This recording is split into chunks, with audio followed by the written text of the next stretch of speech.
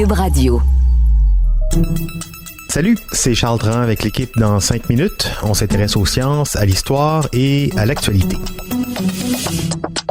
Aujourd'hui, on parle d'une femme plein feu sur la Française Anne Beaumanoir qui a réalisé de grandes choses, mais qui, encore une fois, est donc assez peu connue. Résistante pendant la Seconde Guerre mondiale, elle a sauvé des enfants juifs d'une rafle nazie, puis elle a milité contre la colonisation de l'Algérie, qui était alors française, le tout avant d'achever une carrière de docteur. Une vie bien remplie, donc, qui s'est terminée le 4 mars dernier, à l'âge de 98 ans. Baptiste Zapirin revient sur la vie de cette remarquable femme, Anne Beaumanoir. Paris, janvier 1944.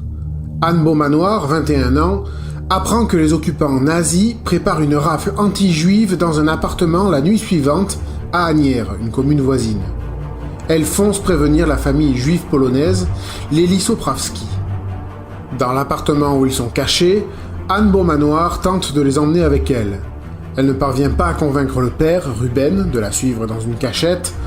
Le boulanger refuse de partir, et il sera capturé par les nazis, envoyé dans le camp de concentration d'Auschwitz dans la Pologne occupée, et on ne le reverra jamais. Mais Beaumanoir, originaire de Bretagne, installée à Paris depuis 2 ans pour poursuivre ses études de médecine, militante communiste et résistante depuis le début de la Deuxième Guerre mondiale, est une jeune femme de conviction. Elle réussit à convaincre la famille de laisser les 2 enfants partir avec elle, 2 ados, Daniel 14 ans et Simone 16 ans. Elle les met d'abord à l'abri dans une maison clandestine du mouvement de résistance.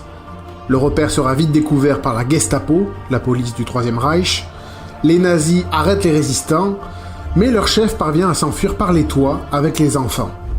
Anne Beaumanoir n'était pas à Paris ce jour-là, et en apprenant la nouvelle, elle décide d'emmener les 2 adolescents en un lieu plus sûr, chez ses parents en Bretagne, une région à l'ouest de Paris. Les jeunes orphelins doivent continuer de vivre clandestinement quelque temps là-bas, mais quand la guerre s'achève, ils sont libres.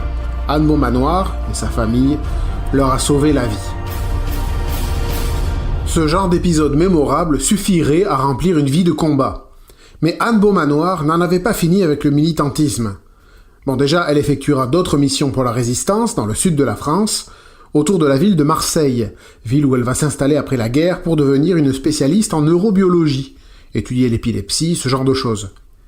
Et puis, on arrive à cette époque en pleine période de la guerre d'Algérie.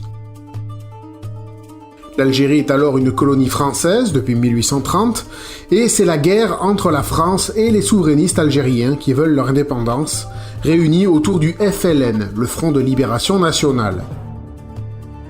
Beaumanoir, qui a quitté le Parti communiste parce que, Staline, Beaumanoir donc prend parti pour les indépendantistes, s'indigne contre l'exploitation des paysans algériens et le racisme des coloniaux.